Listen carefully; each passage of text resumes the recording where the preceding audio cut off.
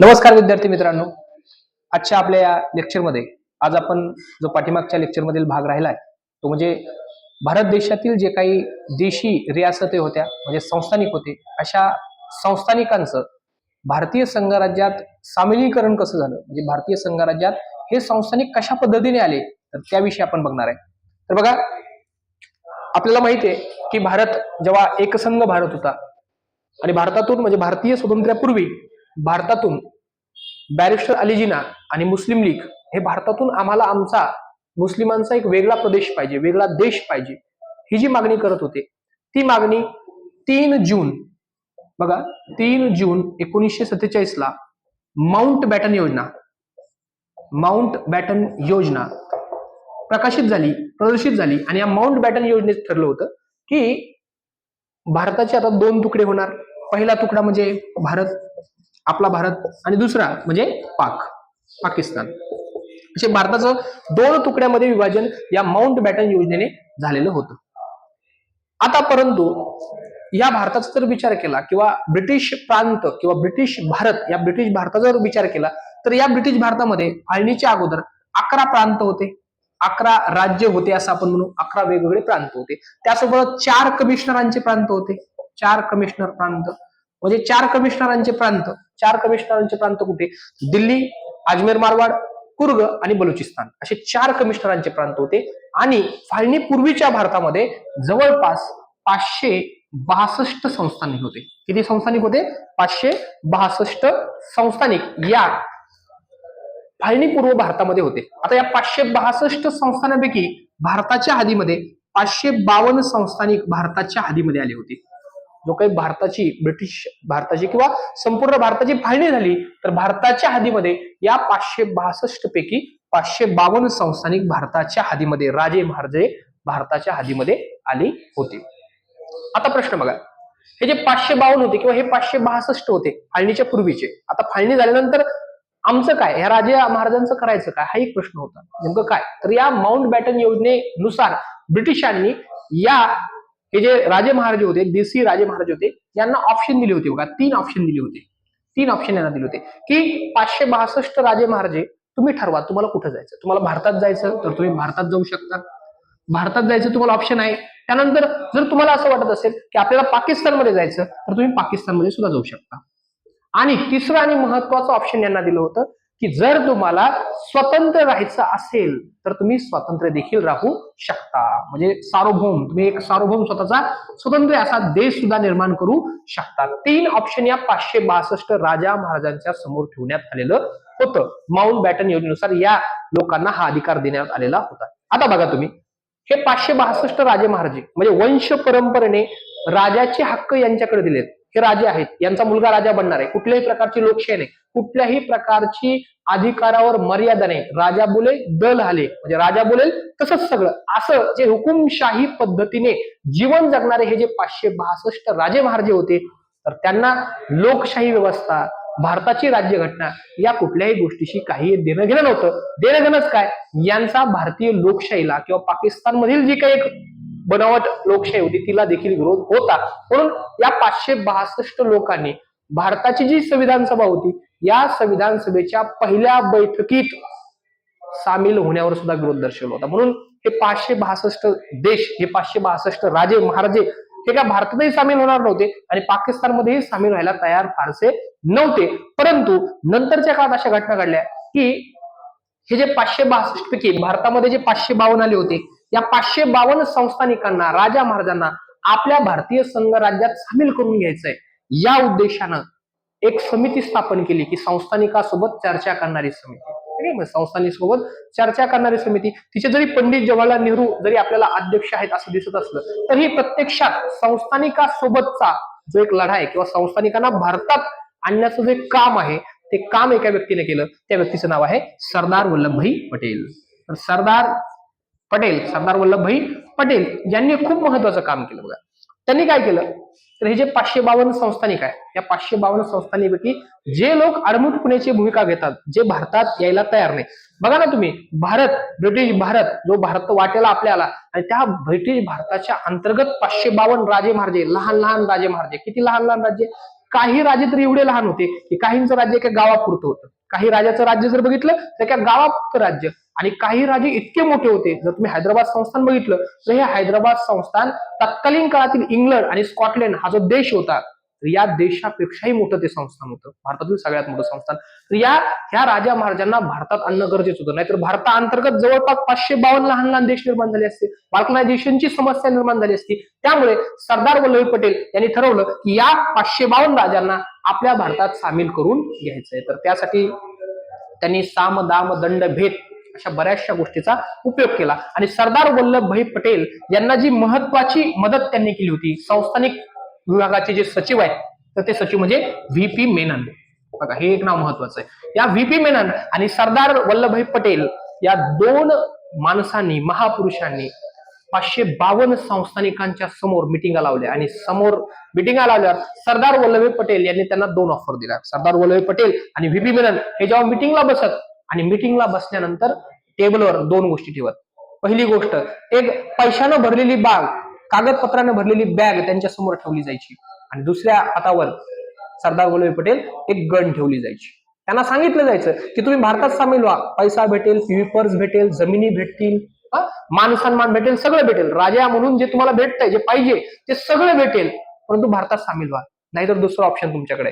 तुमच्या आणि आमच्या सीमा जवळ जवळ आहे, तुमच्या आणि आमचा संघर्ष होणार आहे, ही बंदूक आहे, संघर्षाला तयार राहा. म्हणजे साम दाम दंड भेद या सगळ्या गोष्टींचा उपयोग करत 552 संस्थांना भारतात आणलंच पाहिजे, आणायचंच आहे, या उद्देशाने सरदार वल्लभभाई पटेल आणि व्ही.पी. मेनन या दोन लोकांनी काम केलं. आणि एक महत्वाची गोष्ट घडली ती म्हणजे 15 ऑगस्ट, ठीक आहे, 15 ऑगस्ट या भारताचा जो स्वातंत्र्य दिन आहे, या 15 ऑगस्ट 1947 पूर्वीच, 15 ऑगस्ट 1947च्या पूर्वी, शाही भर त्याच्यात 15 ऑगस्ट 1947 पूर्वीच भारतामध्ये, म्हणजे भारतात स्वतंत्र होण्याच्या पूर्वीच या 552 संस्थानापैकी 549 संस्थानं सरदार वल्लभभाई पटेल आणि व्ही.पी. मेनन या दोन लोकांच्या शौर्यामुळं, त्यागामुळं, जिद्दीमुळं, आहे की नाही, एक त्यांनी दाखवलेलं एक कर्तृत्व म्हणून 552 संस्थांपैकी 549 संस्थानं 15 ऑगस्ट 1947 म्हणजे भारतीय स्वतंत्र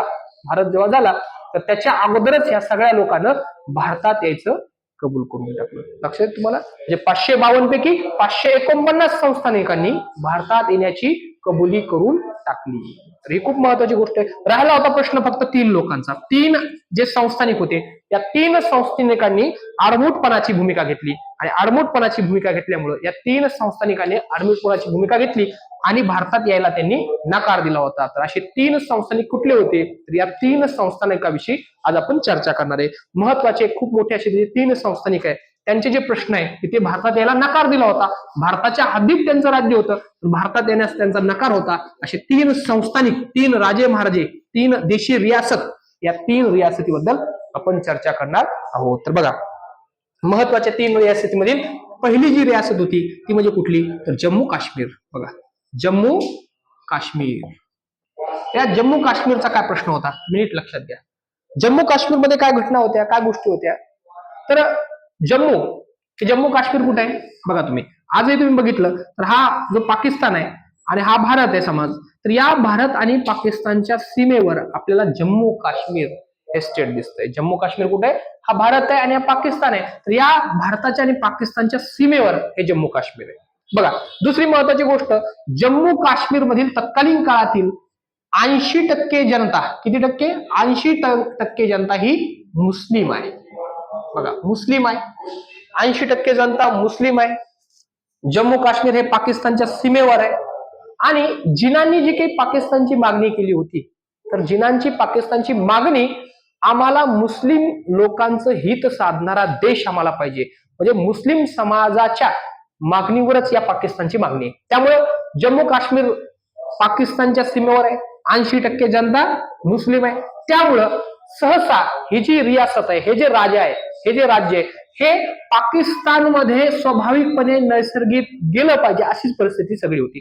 परंतु या जम्मू काश्मीरचा जो राजा होता तो राजा हिंदू होता, राजा हरिसिंग. राजा हरिसिंग हा राजा हिंदू आहे. बघा, अधिकार कुणाला दिला होता, हे म्हणजे एखादं संस्थान देशामध्ये जायचं म्हणजे कुठल्या देशात जायचं हा ठरवण्याचा जो अधिकार दिला होता हा अधिकार राजाला दिला होता. आता इथली जनता जरी 80% मुस्लिम असली परंतु राजा जो होता तो हिंदू होता. आता राजा होता, राजाने काय ठरवलं, आपल्याला पाकिस्तानमध्ये जायचं नाही, आपल्याला पाकिस्तानमध्ये सुद्धा जायचं नाही आणि आपल्याला भारतात सुद्धा जायचं नाही. राजाने ठरवून टाकलं की आपल्याला ना पाकिस्तानमध्ये जायचं ना भारतात जायचं. तर आपण काय केलं पाहिजे, आपण स्वतंत्र राहू. आपण काय करायचं, आपण स्वतंत्र राहून जीवन जगलं पाहिजे, आपलं राज्य हे स्वतंत्र ठेवलं पाहिजे. म्हणून या राजा हरिसिंगने भारताकडे मागणी केली की आम्हाला स्वतंत्र राहायचंय आणि पाकिस्तानकडे सुद्धा मागणी केली की आम्हाला काय करायचंय, आम्हाला स्वतंत्र राहायचंय. भारताने याची मागणी पूर्ण करून टाकली. भारताने या राजा हरिसिंगची मागणी ही पूर्ण करून टाकली. एक मिनिट त्याच्यात शाही टाक पटकन आणि उलट ठेवू. राजानं या भारताने या राजा हरिसिंगची जी मागणी आहे ती मागणी पूर्ण करून टाकली आणि सांगितलं की तुम्ही स्वतंत्र राहू शकता. पाकिस्तानही तोंडापुरतं त्यांना म्हटलं, बॅरिस्टर अली जिना त्यांना म्हटले की ठीक आहे तुम्ही स्वतंत्र राहू शकता. परंतु नंतरच्या काळात बघा 1947 ला भारत स्वतंत्र झाला आणि झाल्याच लगेच या राजा हरिसिंग जम्मू काश्मीर मधील जे पाकिस्तानच्या शेजारील एक प्रदेश होता पश्तून प्रांत, या पश्तून लोकांनी बघा, पश्तून जी जमात होती या पश्तून जमातीने या राजा हरिसिंगच्या विरोधात सशस्त्र उठाव केला आणि सांगितलं की राजा हरिसिंगची सत्ता आम्हाला मान्य नाही आणि आम्ही त्याची सत्ता उलटून टाकणार आहे. या पश्तून जमातीने राजाच्या विरोधात या राजा हरिसिंगच्या विरोधात उठाव केला आणि या उठावाला, या पश्तून जमातीच्या उठावाला जो सपोर्ट केला तो सपोर्ट केला पाकिस्तानने. पाकिस्तानी सैन्य, या पाकिस्तानी सैन्याने या पश्तून जमातीला शस्त्रास्त्र पोहोचवली, शस्त्रास्त्र पुरवठली आणि पश्तून लोक आणि काही पाकिस्तानी आर्मी मधील लोक सुद्धा, सोल्जर सुद्धा या पश्तून लोकांच्या वेशामध्ये त्या उठावात सहभागी झाले. बॅरिस्टर अली जिनाने सांगून टाकलं सैन्याला की तुम्ही सुद्धा आता त्या उठावामध्ये सामील व्हा. आणि या पश्तून जमातीचा उठावाचा उद्रेक, ज्यांचा उद्रेक इतका मोठा झाला, या राजाला भीती वाटली, या राजा हरिसिंगला, की हे लोक माझी राजधानी काबीज करतील, माझा महल काबीज करतील आणि माझी हत्या देखील करतील. आता मदत कोण करेल? आणि याला हेही माहित होतं की या पश्तून जमातीच्या लोकांना जो सपोर्ट करताय तो पाकिस्तान करतोय, बॅरिस्टर अली जिना करतात. तेव्हा या राजा हरिसिंगने व्हीपी सिंग यांना पत्र पाठवलं. भारताचे संस्थानिकाचे जे काही सचिव होते संस्थानिक विभागाचे, VP Singh, VP Menon, sorry VP Menon, या व्हीपी मेननला पत्र पाठवलं आणि व्हीपी मेननला सांगितलंय की आम्हाला भारताची मदतीची गरज आहे, आम्हाला मदत करा. आमच्या राज्यामध्ये पाकिस्तान पुरस्कृत हे पश्तून लोक आमच्या राज्यावर हल्ला करतायत, तर आम्हाला भारताकडून मदतीची अपेक्षा आहे. व्हीपी मेननला पत्र पाठवलं. व्हीपी मेननने त्यांना पत्र पाठवलं.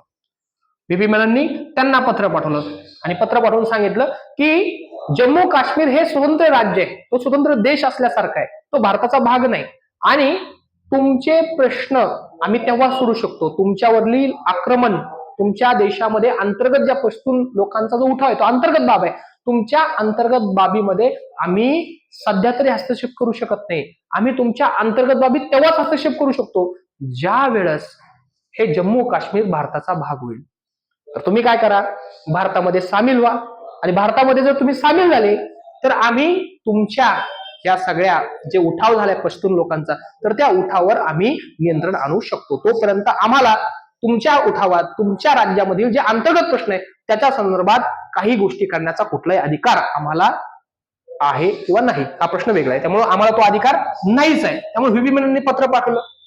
शेवटी मग राजा हरिसिंगने सांगितलं की ठीक आहे, तुम्ही काय करा, तुमची मागणी मला मान्य आहे, मी भारतामध्ये सामील व्हायला तयार आहे, माझ्या काही अटी आहेत, तर तुम्ही चर्चा करण्यासाठी कुठे या, माझ्याकडे या, जम्मू काश्मीरला या. व्हीपी मेनन जम्मू काश्मीरला त्या राजा हरिसिंगला भेटायला गेले आणि राजा हरिसिंगला भेटायला गेल्यानंतर व्हीपी मेनन यांनी जम्मू काश्मीर मधील परिस्थिती बघितली की श्रीनगरच्या जवळपास हे सगळे पश्तून लोकांचे जे घुसखोर आहेत हे सगळे पाकिस्तानी घुसखोर जम्मू काश्मीरमध्ये त्या श्रीनगरच्या जवळपास येऊन ठेवलेत. विमानतळावर सुद्धा त्यांचा ताबा झाल्यासारख्या गोष्टी घडल्यात आणि जनतेचा सपोर्ट सुद्धा या राजा हरिसिंगला फारसा राहिलेला नाहीये. राजा अगदी आपल्या घरात बसून सरकार चालवतोय अशी परिस्थिती आणि राजाकडे कुठलंही सैन्य नव्हतं, पोलीस यंत्रणा सुद्धा आता विकटी गेलेली होती. त्यामुळे या राजा हरिसिंगची सत्ता आता काय फारसं काळ टिकणार नाही. राजा हरिसिंग जवळ गेले, हे व्हीपी सिंग गेले, त्यांनी तात्काळ सामीलनाम्यावर स्वाक्षरी केली. सामीलनाम्यावर स्वाक्षरी केली, ती स्वाक्षरी आहे 26 ऑक्टोबर. बघा तारीख महत्वाची, एक मिनिट मी तारीख बघतोय, तर तारीख तीच आहे बघा, 26 ऑक्टोबर 1947 ला तारीख महत्वाची, 26 ऑक्टोबर 1947 ला राजा हरी सिंग याने भारत सरकार सोबत करार केला, सामीलनामा. त्याला कुठला करार म्हणतात? सामीलनामा, आहे की नाही? सामीलनामा म्हणजे स्वाक्षरी केली सामीलनाम्यावर आणि भारतामध्ये सामील व्हायची, आम्ही भारतामध्ये सामील होत आहोत. त्या सामीलनाम्यावर जम्मू काश्मीरचा राजा हरी सिंग याने स्वाक्षरी केली आणि व्ही पी मेनन यांनी तो स्वाक्षरीचं जे डॉक्युमेंट आहे तो भारत सरकारची समोर मांडलं. पंडित जवाहरलाल नेहरू असतील, चक्रवर्ती राजगोपालचारी असतील, सरदार वल्लभ पटेल असतील, यांच्या समोर मांडलं आणि सांगितलं आता जम्मू काश्मीर आपला भाग आहे, जम्मू काश्मीर आता आपला प्रदेश आहे आणि आपल्या प्रदेशावर पाकिस्तानी सैन्य आणि त्यांचे पुरस्कृत असलेली ही पश्तून जमात अंतर्गत उठाव करतायत आणि राज्यामधील सरकार उलटून टाकण्यासाठी प्रयत्न करतायत. तर आता आपण या राज्यावर ताबा मिळवला पाहिजे, या घुसखोरांना पाठीमागे हाकललं पाहिजे. तर यासाठी प्रयत्न म्हणून भारत सरकारनं तो सामीलनामा स्वीकारला आणि भारतानं नंतर भारतीय आर्मी पाठवून या पश्तून लोकांना पाठीमागं पाठवण्यासाठी प्रयत्न सुरू केला. बघा आता लक्षात. आता बघा राजा हरी सिंग इतका भिलेला होता, राजा हरी सिंग ह्या व्हीपी मेनन यांना स्वाक्षरी केल्यानंतर व्हीपी मेननला स्वाक्षरी केली आणि राजा हरी सिंगने आपला जो काही दिवाण होता त्या दिवाणाला सांगितलं सुद्धा होतं की राजा हरी सिंग व्हीपी मेनन म्हणजे ह्या राजा हरी सिंगला भीती ही होती की व्हीपी मेननने तो सामीलनामा स्वीकारलाय, परंतु भारत सरकार तो सामीलनामा स्वीकारेल का? कारण यांनी थोड्याशा अटी मांडल्या होत्या की आम्ही फारसा तुम्हाला अधिकार देणार नाही, आमच्यातले फक्त परराष्ट्र व्यवहार हे संबंध तुम्ही सांभाळा, आहे की नाही, त्यानंतर 2-3 गोष्टीच सांभाळा, आम्हाला काहीतरी स्पेशल स्टेटस असं 370 काहीतरी द्या, अशा बऱ्याचशा मांडण्या त्या राजा हरी सिंगने केल्या होत्या. तर भारत सरकार ते मान्य करेल का नाही याची थोडीशी साशंकता या राजा हरी सिंगला होती. त्यामुळं ह्या व्हीपी मेनन जेव्हा दिल्लीला निघाले, जम्मूवरून दिल्लीला निघाले होते, त्यावेळेस या राजा हरी सिंगने आपला जो दिवाण होता त्या दिवाणाला सांगितलं होतं जर दुपारी 12 वाजेपर्यंत जर भारतीय सैन्य आपल्या काश्मीरला वाचायला आलं नाही तर मी झोपेत असताना मला गोळी घाल, झोपेत असतानाच मला गोळी घाला हा माझा आदेश आहे. जर भारतीय सैन्य वेळेवर पोहोचलं नाही आणि मी पश्तून लोकांच्या हाती पडायला नाही पाहिजे, त्यामुळे मला झोपेत असतानाच गोळी घाल, असा हा राजा हरी सिंग घाबरला होता. परंतु भारतीय सैन्यांनी हे जे घुसखोर होते या घुसखोरांना पाठीमागं पलटवून लावलं आणि हे काश्मीर स्टेट भारतामध्ये सामीलनाम्यावर स्वाक्षरी करून म्हणजे करार करून, हे लक्षात द्या, कराराद्वारे, आहे की नाही, करारच येतो राजाचा आणि भारत सरकार झाला. तर या कराराद्वारे भारतीय सैन्य 26 ऑक्टोबर 1947 ला तो करार झाला. तर कराराद्वारे राजा हरी सिंग याने भारतीय देशामध्ये हे जम्मू काश्मीर स्टेट नावाचं भारतामध्ये सामील करून घेतलं. बघा आता सामील करून घेतलं, पण याच्यात परत एक घटना घडली. घटना अशी होती की पंडित जवाहरलाल नेहरूंनी आदेश दिला, सरदार वल्लभ पटेल गृहमंत्री यांनी सुद्धा आदेश दिला की आपलं सैन्य जाईल. परंतु नंतर लुई माउंटबॅटन याने थोडस पंडित जवाहरलाल नेहरूंना सांगितलं की भारत हा आता नेमकाच स्वतंत्र झालाय आणि भारत नेमका स्वतंत्र झालाय आणि भारता अंतर्गत या गोष्टी घडतायत आणि पश्तून लोकांना जो सपोर्ट आहे ते पाकिस्तान आर्मी करते. तर आपण काय करू, हा जो प्रश्न आहे पाकिस्तान आमच्या अंतर्गत गोष्टीत बाधा करते, आमच्या अंतर्गत प्रश्नामध्ये बाधा आणतंय, त्यामुळे पाकिस्तान विरोधात किंवा हा जम्मू काश्मीरचा जो प्रश्न आहे तर जम्मू काश्मीरचा प्रश्न आपण युनोमध्ये नेऊ.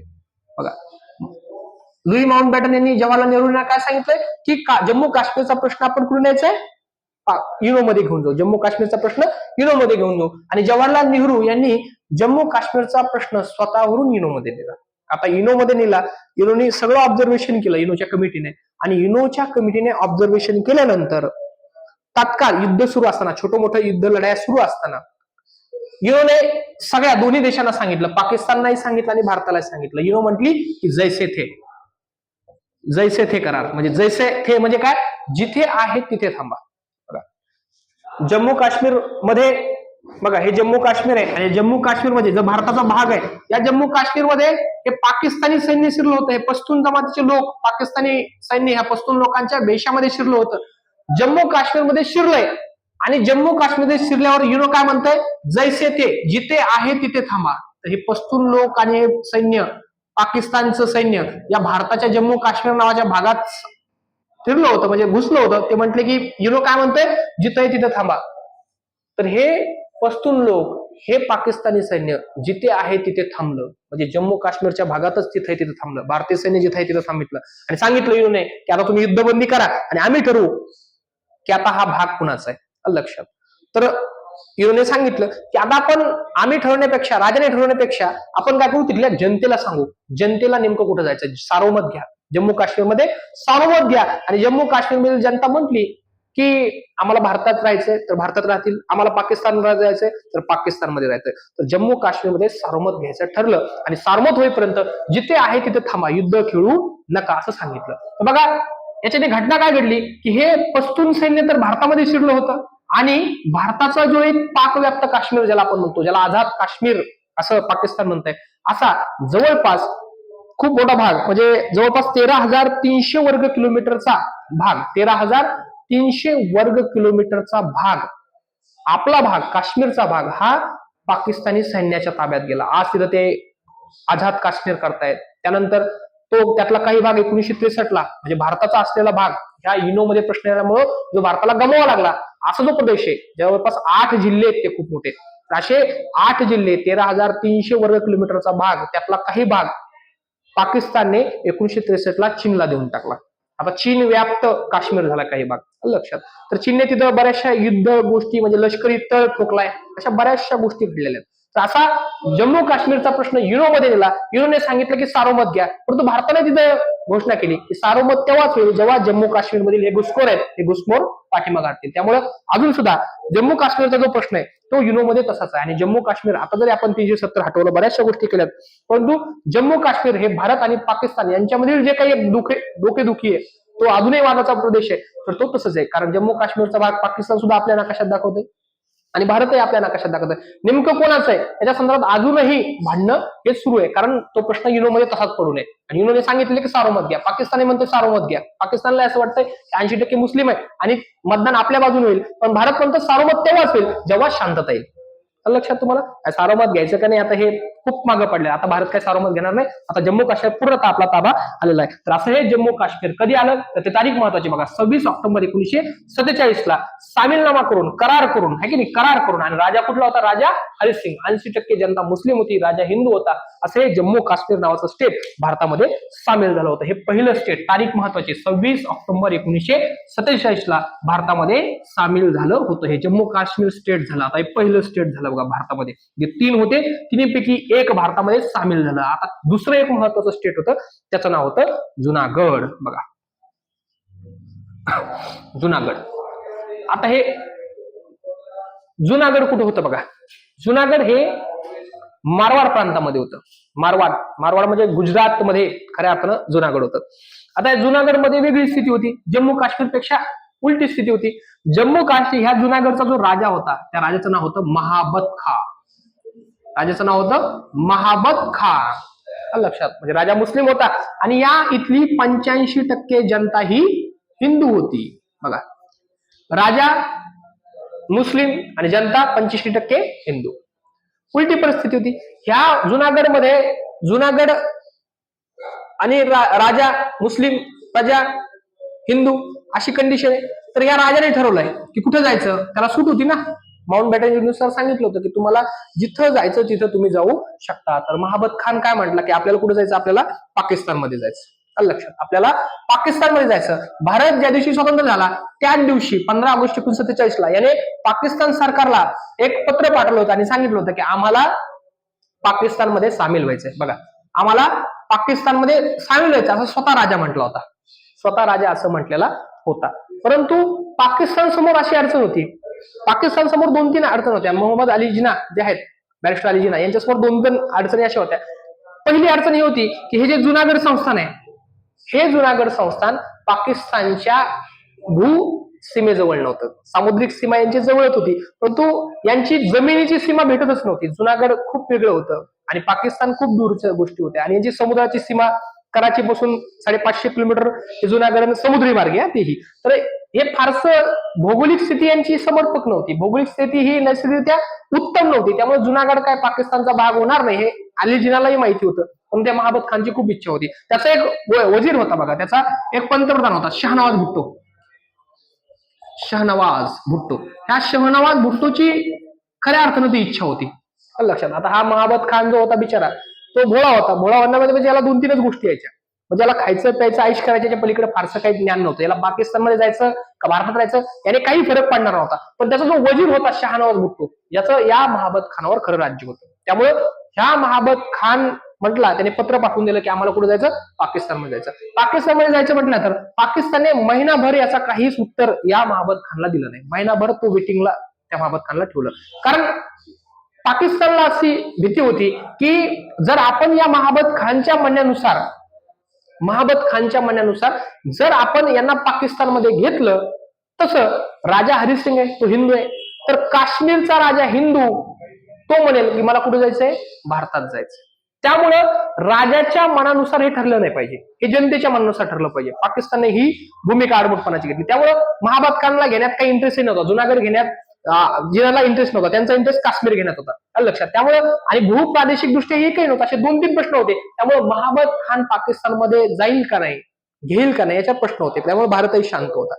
परंतु जसं आपण जम्मू काश्मीर घेतलं, राजाने स्वाक्षरी केली, राजाने घेतलं की चला जम्मू काश्मीर भारतात सामील करून टाकलं, तशी 1 महिन्यानंतर पाकिस्तानने कबूल करून टाकलं की महाबत खान यांचं जे जुनागड आहे, तर ते जुनागड आम्ही पाकिस्तानमध्ये जोडत आहोत. पाकिस्तानमध्ये आजपासून ते महाबत खान यांचं जुनागड आहे, हे परवानगी देऊन टाकली. आता प्रश्न निर्माण झाला की महाबत खान आणि हे जुनागड आता भारतात कसं न्यायचं, कारण जनता कुठे आहे, जनता 25% कोण आहे, हिंदू आहे. ही जनता कधीच मान्य करणार नाही, बरोबर आहे. कारण पाकिस्तानची मागणीच बघा ना, पाकिस्तानची जी मागणी आहे ती एक मुस्लिम राष्ट्र म्हणून झालेली आहे. मागणी करतानाच आम्हा मुस्लिमांचा एक स्वतंत्र देश पाहिजे या मागणीसाठी झाल्या. त्याच्यात 85% हिंदूंचं हे जुनागड कसं घेत आहे, प्रश्न निर्माण झाले. कसं हे 85% हिंदूंचं राज्य घ्यायचं. त्यामुळे महाबत खान आणि हे शहानवाज भुट्टो यांची जरी इच्छा असली, परंतु जनतेची जाण्याची इच्छा नव्हती. तर त्यावेळेस काँग्रेसही प्रत्यक्षरित्या किंवा आपली भारत सरकार सुद्धा प्रत्यक्षरित्या या जुनागडमध्ये हस्तक्षेप करू शकत नव्हतं. मग त्यावेळेस तिथली जी जनता होती त्या जनतेने ठरवलं की आपल्याला पाकिस्तानमध्ये जायचं नाही. आपला राजा म्हणतोय, आपला प्रधान म्हणतोय जायचं, तर ते दोघं निघून जातील, पण आम्ही जाणार नाही. इथल्या जनतेने इथल्या महाबत खानच्या विरोधात, शहानवाज भुट्टो यांच्या विरोधात आता उठाव करायला सुरुवात केली, चळवळ उभी केली. आणि त्याच चळवळीचा परिणाम असा झाला की हा जो महाबत खान आहे त्याला लक्षात आलं की जनता काय आपल्या सोबत नाहीये. आणि हा महाबत खान बिचारा, शहानवाज भुट्टो, महाबत खान हे बिचारे कराचीला विमानानं निघून गेले आणि जनतेच्या ताब्यात हे जुनागड येऊन गेलं. बघा, महाबत खान असा राजा होता की महाबत खान हा राजा म्हणजे कोण, तर या राजाला कुत्र्यावर सगळ्यात जास्त प्रेम होतं. याने जवळपास 1800 कुत्रे पाळले होते. 1800 कुत्रे या महाबत खानने पाळले होते. कुत्र्यावर सगळ्यात जास्त प्रेम करणारा. त्याच्या कुत्र्यासाठी 1800 कुत्र्यासाठी प्रत्येक कुत्र्यासाठी एक सेवक होता. म्हणजे माणसाची जितकी सेवा नाहीये तितकी ही सोय ह्या कुत्र्याची. महाबत खान कुत्र्यासाठी सगळ्यात फेमस असा राजा होता. तर याचा असा एक प्रसंग येतो की हा जेव्हा कराचीला विमानाने उडाला होता, तेव्हा त्याने एक जे एरोप्लेन होतं, आपलं जे विमान होतं, त्या विमानामध्ये आपल्या आवडीचे 1800 पैकी 800 कुत्रे नेले होते. किती कुत्रे? 800 कुत्रे त्याने विमानात घेऊन पाकिस्तानला, म्हणजे त्याची राहायची सोय आहे की नाही माहिती नाही, पण याने 800 कुत्रे पाकिस्तानला घेऊन गेला होता. याला 9 बायका होत्या बघा. या महाबत खानला 9 बायका होत्या.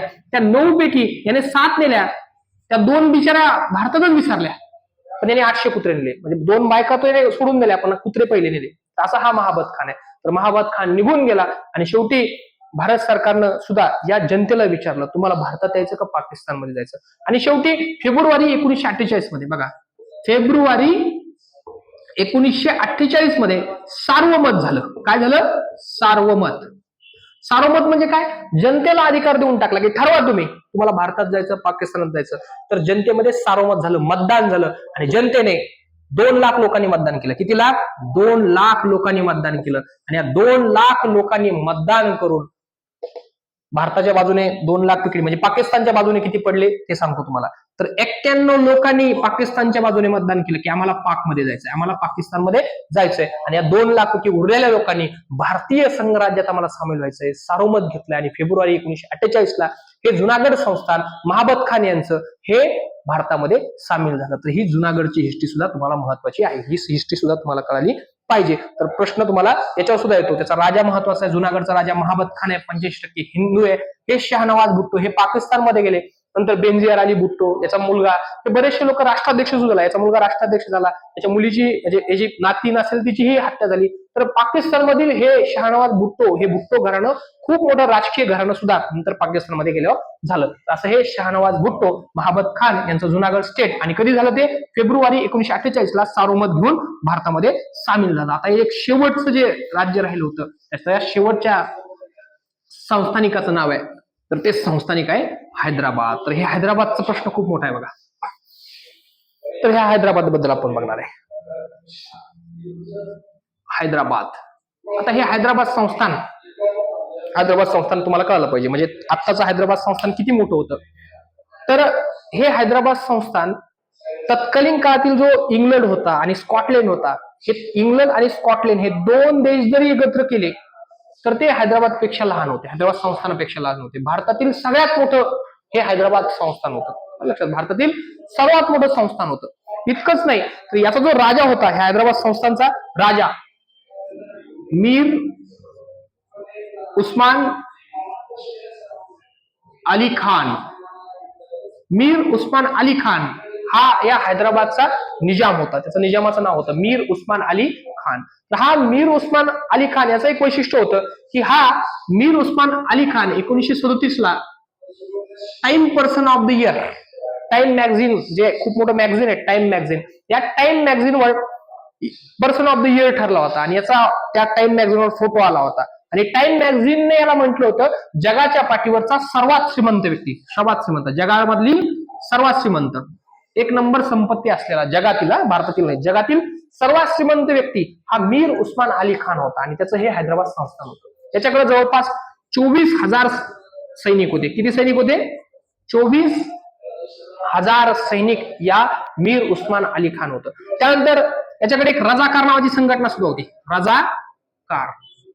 राजाकार नावाची एक संघटना, महत्वाची संघटना, या राजाकार नावाची ही संघटना आहे. तर ही राजाकार नावाची संघटना सुद्धा याकडे होती. तर राजाकार नावाची जी संघटना होती, तिचा जो सेनापती होता कासिम रिझवी लक्षात. तर हा कासिम रिझवी जवळपास हैदराबाद संस्थानामध्ये सुद्धा 85% हिंदू होते, 85% हिंदू लोक होते. परंतु राजा कोण होता? मीर उस्मान अली, मुस्लिम होता. राजाकार नावाची संघटना, ही संघटना कासिम रिझवी आणि जवळपास 80 ते 90% सरकारी नोकऱ्यामध्ये सुद्धा ह्या मुस्लिम लोक होते. त्यामुळे हिंदूवर खूप मोठा अन्याय अत्याचार या सगळ्या मीर उस्मान अली खान यांच्या सगळ्या हैदराबाद संस्थांमध्ये होत होता. त्या मीर उस्मान अली खानने सांगितलं की आपल्याला काय भारतातही जायचं नाही, आपल्याला पाकिस्तानमध्ये सुद्धा जायचं नाही, आपल्याला उलट स्वतंत्र राहायचं. लक्षात, आपल्याला स्वतंत्र राहायचं. तर भारत सरकारने सुद्धा याच्यासोबत युद्ध खेळायचं नाही, कारण हा पैशावाला माणूस आहे, श्रीमंत व्यक्ती आहे. लक्षात. तर म्हणजे भारत सरकारच्या आरबीआय मध्ये जेवढा पैसा नव्हता भारत सरकारच्या वाटेला आलेला, तेवढा खूप मोठी संपत्ती, जवळपास 14,000 कोटीची संपत्ती त्यावेळेस होती. तर त्यामुळं खूप श्रीमंत व्यक्ती होता. भारत सरकार सुद्धा म्हटलं की ठीक आहे, याचं काही ऐकून घेऊ थोड्याफार काळासाठी. तर भारत सरकारने सुद्धा मान्य करून टाकलं की तुम्ही स्वतंत्र राहू शकता. भारताने मान्य करून टाकलं. आता मान्य करून का टाकलं तर याच्या पाठीमागे 2-3 कारणं अशी होती की हा जो सुलतान होता किंवा हा जो निजाम होता, या निजामाचा जो प्रश्न आहे, तर आताच आपण जम्मू काश्मीरचे भांडणं भारताने सुरू केले होते, नंतर जुनागडचे ही भांडणं थोडेफार सुरू झाले होते की आंतरराष्ट्रीय पातळीवर भारताची जी प्रतिमा आहे, तर ती भारताची प्रतिमा अशी नको व्हायला की भारत हा हुकुमशाही करते लहान लहान संस्थानिकावर. म्हणून त्या हैदराबादला आताच हात लावायचा नाही हे जवाहरलाल नेहरूंनी ठरवलं होतं. पण शेवटी हा मीर उस्मान अली खान आणि याची ही राजाकार नावाची संघटना, या राजाकार संघटना आणि या कासिम रिझवीने त्या संस्थानामधील जे हिंदू आहे त्या हिंदूवर खूप मोठे अन्याय अत्याचार सुरू केले, खूप मोठे अन्याय अत्याचार सुरू केले. महिलांचे बलात्कार सुरू झाले, हिंदूंच्या कत्तली सुरू झाल्या. तर मग जे स्टेट काँग्रेस होतं, ह्या हैदराबाद संस्थांमध्ये स्टेट काँग्रेस होतं बघा. रामानंद तीर्थ असतील, गोविंदभाई श्रॉफ असतील, असे बरेचसे काँग्रेसचे नेते होते. तर या काँग्रेसच्या नेत्यांनी या हैदराबाद संस्थानाच्या विरोधात, मीर उस्मान अली खान यांच्या विरोधात आणि या कासिम रिझवी याच्या राजाकार संघटनेच्या विरोधात उठाव सुरू केले. काँग्रेसने सत्याग्रह सुरू केला. त्यांचे सत्याग्रहाने झेंडा सत्याग्रह असेल दाबून टाकला.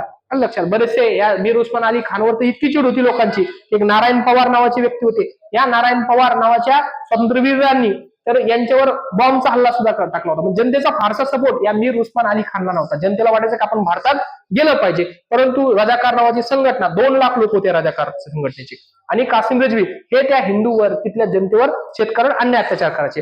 भारत हे सगळं बघत होता. भारत सरकार, कारण हे अंतर्गत प्रश्न होता ना, कारण संस्थानिक होते ते, त्यामुळे भारत सरकार सध्या यांच्याकडे हात लावत नव्हतं. पण हा जो राजाकार होता, की हा जो मीर उस्मान अली खान होता, यांनी थोडीशी जास्ती डेअरिंग अशी केली की याने काय केलं, आपला जो प्रश्न आहे किंवा ह्या मीर उस्मान खालींनी अमेरिकेला पत्र पाठवलं, अमेरिकेच्या राष्ट्राध्यक्षाला पत्र पाठवलं, इटली, जर्मनी, इंग्लंड यांच्याकडे पत्र पाठवलं. त्यांना सांगितलं की आम्ही स्वतंत्र देश आहोत, हे मान्यता द्या, आम्हाला देश म्हणून मान्यता द्या. नुसती देश म्हणून मान्यता नाही, याने रशियाकडे शस्त्राची मागणी सुरू केली, अमेरिकेकडे शस्त्राची मागणी केली, ब्रिटनकडे शस्त्राची मागणी केली की आम्हाला शस्त्र द्या, आमची स्वयंप्रभुता आम्हाला शाबूत ठेवता आली पाहिजे, यासाठी आमच्याकडे शस्त्र पाहिजे, तर आम्हाला शस्त्र द्या. शेवटी सगळ्या देशांनी याला शस्त्र द्यायला नकार करून टाकला. बघा, आम्ही तुम्हाला काय, तुम्ही देश नाही आहोत, आम्ही तुम्हाला शस्त्र देणार नाही. तर सगळ्यांनी शस्त्र द्यायला नकार केला. तर ह्या मीर उस्मान अलीने काय केलं, याचा जो मित्र होते बॅरिस्टर अली जिना यांचे मित्र होते, या बॅरिस्टर अली जिनाकडे यांनी काय करून टाकलं की शस्त्र आम्हाला आता अमेरिका देत नाही तर पाकिस्तान देईल. मग पाकला काय केलं, यांनी 20 करोड रुपये दिले, पाकिस्तानला मदत जाहीर करून टाकली की काय, पाकिस्तानला आम्ही 20 करोड रुपये देतोय, पाकिस्तानला आम्ही 20 करोड रुपये देतोय, आणि 20 करोड रुपये पाकिस्तानला देतोय, पाकिस्तानने त्या बदल्यात काय द्यायचंय, तर पाकिस्तानने या 20 करोडचे वेगवेगळ्या देशाकडून शस्त्र खरेदी करायचे. आता आम्ही जरी हैदराबाद जरी शस्त्र करू शकत नाही, पण पाकिस्तानचा देश आहे, पाकिस्तानने शस्त्र खरेदी करायची. मग पाकिस्तानने शस्त्र खरेदी करून त्यांच्या कराचीच्या बोटावरून किंवा कराची नावाचं जे बंदर आहे, या कराचीवरून ती शस्त्र पाण्याच्या मार्गे, म्हणजे जलमार्गे जल वाहतूक करून ही शस्त्रे गोव्याला आणली जातील. बघा, गोवा भारताच्या ताब्यात नव्हतं 1962 पर्यंत. गोवावर सत्ता होती ती पोर्तुगीजांची सत्ता होती. या पोर्तुगीजांना या मीर उस्मान अलीने पैसा दिला आणि सांगितलं, गोव्यामधील जे बंदर आहे त्या बंदरावर आमचे शस्त्र उतरू द्या, आमचे जहाज लावू द्या. इतकंच नाही तर गोवा सुद्धा विकत घ्यायचा प्लॅन होता. या मीर उस्मान अलीकडे पैसा एवढा होता, त्यामुळे पोर्तुगीजांचा तो सालारजंग नावाचा जो सम्राट होता, पोर्तुगालचा सम्राट, त्याला काहीतरी पैसा देणार, तुम्हाला पैसा, असाही पत्रव्यवहार आहे की तुम्हाला पैसा देतो, गोवा माझ्या ताब्यात देऊन टाका. लक्षात, गोव्यावरती शस्त्र आणली जायची, आणि गोव्यावरून ती जेव्हा ती शस्त्र आणायची, तर तिथून गोव्यातून ही जी शस्त्र आहे आता हैदराबाद मध्ये न्यायची होती. मध्ये भारत लागणार होता, भारताचा प्रदेश लागणार होता, जमिनी मार्गे तर ही शस्त्र भारत जाऊ देणार नाही, बरोबर आहे.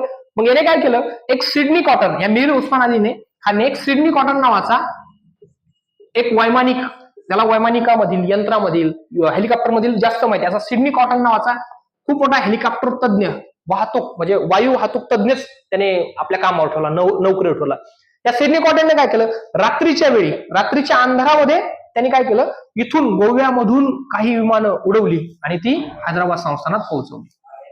आता भारताला टेन्शन आलं की हा काय करतोय, हा एकतर स्वतंत्र सुद्धा राहतोय, आणि स्वतंत्र राहत नाही तर शस्त्रास्त्रे सुद्धा पाकिस्तानकडून पाण्याच्या मार्गे गोव्यात आणतो, गोव्यातून आपल्या प्रदेशातून आपली परवानगी न घेता आपल्या इथून वरतून विमानातून वायू वाहतूक करतोय. तर भारताने याला प्रश्न टाकला, भारताने याला सांगितलं की तुम्हाला आमच्या प्रदेशातून जमीन मार्गे सुद्धा शस्त्र न्यायची परवानगी नाही, आणि वायू मार्गाने सुद्धा आमच्या प्रदेशातून तुम्ही जायचं नाही.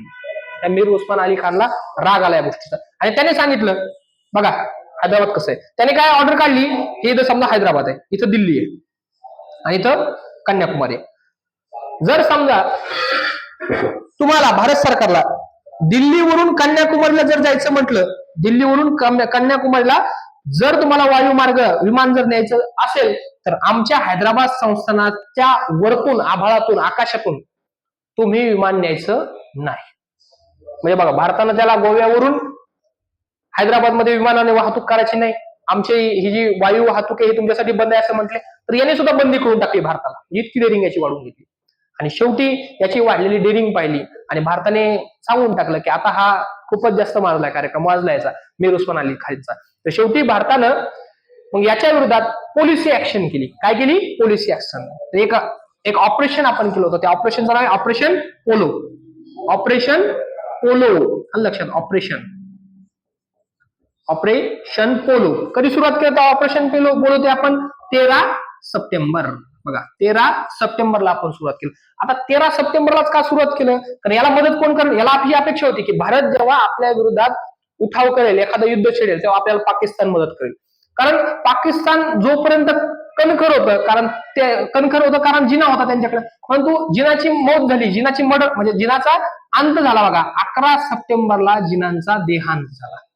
11 सप्टेंबरला जिना वारले. 11 सप्टेंबर 1948 ला जिनांचा देहांत झाला, आणि जिनांचा मृत्यू झाला, आणि 13 सप्टेंबरला भारतानं काय केलं? ऑपरेशन पोलो सुरुवात केली. आता पाकिस्तानही अंतर्गत प्रश्न त्यांचे निर्माण झाले, त्यांचेच राजकीय भांडणं लागली की आता पंतप्रधान कोणाला करायचं आहे की नाही. तर त्यांच्या भांडणात भारतानं डाव साधला, आणि भारताने काय केलं? 13 सप्टेंबरला या निजामाच्या विरोधात ऑपरेशन पोलो, पोलीस कारवाई सुरुवात केली.